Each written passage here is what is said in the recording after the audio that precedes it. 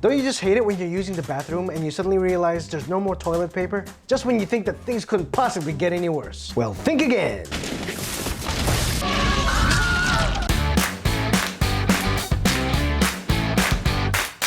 Jurassic Park. Now some of you may be wondering, where the hell have I been these past few weeks? Long story short, I decided to take some time away from the channel just to recharge and recalibrate. And I also had a distraction to which I'm also working on a review video for. But now, people keep asking if I'm back. Yeah, I'm thinking I'm back. Mainly because I kept hearing this voice in my head saying, enough distraction.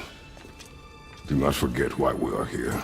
So this is another user-submitted request by one of my subscribers, Megan. And she writes, your reviews are hilarious, but also informative. Can you review Jurassic Park next, starting with number 1? Dinosaur costume is a must. Thank you for writing in, Megan, and for your kind words. But sorry, I couldn't get my hands on a dinosaur costume in time. Now for those of you who want to know how to submit a review request to me, it's just 2 easy steps. Hit that subscribe button below and simply write in the comments. Not only are you supporting my channel, but I could pick your request for my next video. Now let's talk about Jurassic Park. They do move in herds. So entrepreneur John Hammond, played by Richard Attenborough, builds himself a theme park / zoo on an island off the coast of Costa Rica. Or as he likes to call it, biological preserve. Really spectacular, spared no expense. He recruits a paleontologist, Alan Grant, played by Sam Neill, a paleobotanist, Ellie Sattler, played by Laura Dern, and Ian Malcolm, played by Jeff Goldblum, who's like a cool rock star mathematician. Chaotician, actually. In the hopes of these 3, along with a lawyer, Thank you. will sign off and endorse the park to ensure its safety before it opens to the general public. Now throw in a game warden with the late Bob Peck, a couple of John Hammond's grandchildren, and 2 computer engineers played by Samuel L. Jackson and Wayne Knight. Or as you may remember him as Newman. Hello, Jerry. Oh, and the park's main attraction is dinosaurs. After a problem with the security system, the dinosaurs get a taste of sweet, sweet freedom. And of course, as expected, all hell breaks loose. Before this movie, Steven Spielberg gave me that sense of awe and wonder in E.T. and the suspense and absolute dread in Jaws. Now fast forward to 1993, here in Jurassic Park, Steven Spielberg accomplishes everything I just mentioned. It's a fantastic thrill ride that reminds me of my childhood when my grandfather was in charge of an animal sanctuary. I remember we had a school excursion to that sanctuary to see all the animals. Walk me through the whereabouts of all your farmhands at the time of the crime. I'm gonna check out something over here. And yeah, I was the coolest kid in school. Just for that one day. Loser! You're a loser! I'll be honest with you guys, it was hard for me to find flaws in this film. But even supermodels have their blemishes.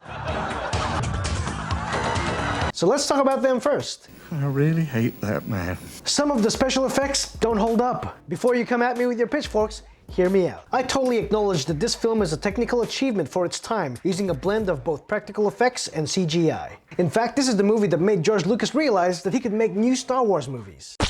That is one big pile of shit.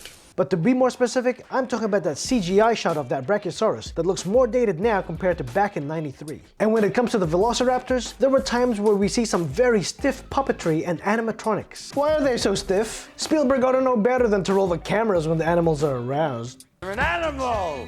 An animal! So I'm talking about a very small percentage where the special effects didn't work for me. But a vast majority of the special effects was definitely impressive and very lifelike. Is this real life? I found it funny when John Hammond was in his helicopter, sees his island, looks out the side and says, There it is. but the island was directly to the front of the chopper, not to the side. But that aside, let's talk about the good stuff. When I was a kid, I could tell you the name of every single dinosaur. And Jurassic Park's sense of wonder and adventure instantly teleports me back to my childhood. I honestly can't think of any other monster movie that made me go, wow. And there's beauty in the simplicity of the story. You won't find any heavy exposition, which keeps the story at a nice steady pace. I love the touches of suspense and horror. You never feel at ease that our characters are safe. They're almost always in the presence of danger, whether they know it or not. Sometimes it doesn't even have to be in the form of dinosaurs. It could be from trees, a really bad storm, or electric fences.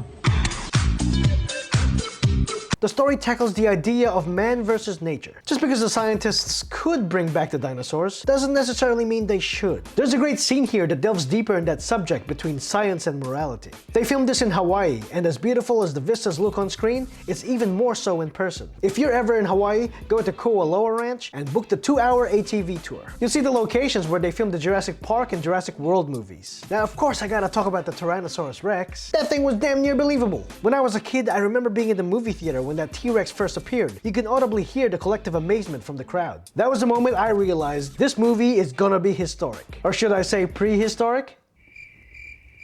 You're lame! It's a groundbreaking creature movie, and it set the bar really high, even to its own sequels. It forever changed the game with what filmmakers could actually put on screen in a believable way. The animatronics for the T-Rex is fantastic, and the CG shots of it still holds up till this day. Must go faster. All the characters are likable, even the ones you're not supposed to like. I'd have to say that Sam Neill's Alan Grant had the best character arc in this film, particularly regarding his dislike for children early in the movie. And while we're on the topic of children, John Hammond's grandkids, Tim and Lex, were well written and not just a device to help complete Alan Grant's character arc. Laura Dern's Ellie Sattler was awesome. Her character totally held her own, particularly in the action department. She's 6 weeks. tenacious. You have no idea. And I love how, as pretty as she is, was never sexualized in the film. We can discuss sexism and survival situations when I get back. It's proof that you can write strong female protagonists without having to cater to the horn dogs like me in the audience. I hope you're taking notes, Michael Bay.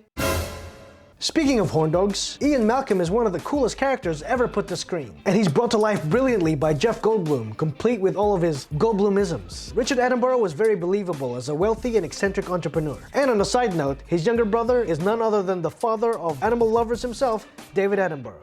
This is a Spielberg movie, so of course the score was composed by John Williams. The music here is an instant classic. Almost every movie theme that you can hum or whistle to is music composed by John Williams. From Star Wars to Superman, Harry Potter, Jaws, and Indiana Jones, Jurassic Park is no exception. And there's some smart use of comedy here, which you'll find scattered evenly throughout the film. After all the suspenseful and tension-building scenes, it's good to have that release by way of laughter. Now before I share my final thoughts, just a quick reminder, I don't know, to click like, share, subscribe, and hit the bell for notifications so you don't miss out on my weekly videos. Subscribe. And if you like my content and you're feeling generous, become one of my valued subscribers by supporting me on Patreon. You'll find the link in the description below. And now for my final thoughts. Filipino accent, and now for my final thoughts. Hold on to your butts. Starting with the lows, some special effects didn't stand the test of time. And as for the highs, we have a high fun factor, super realistic T-Rex, very likable characters, and John Williams' score. You crazy son of a bitch, you did.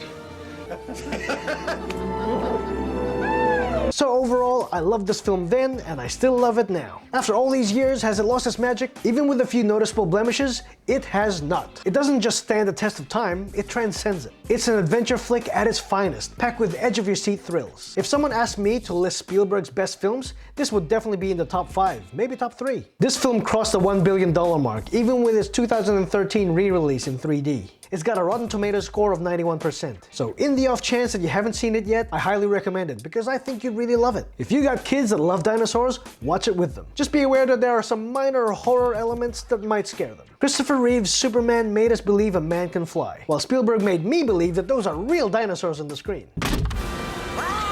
A movie this good, you know it's gotta be in the conversation of one of the greatest of all time. Where's the goat?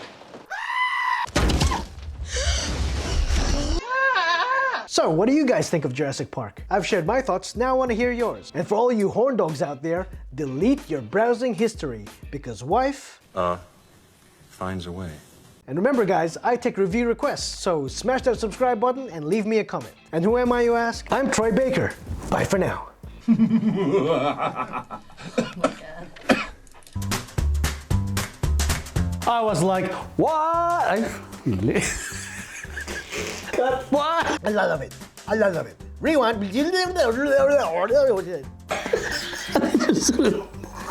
Now for those of you, I spilled a bit of tea. God, that'll be the day.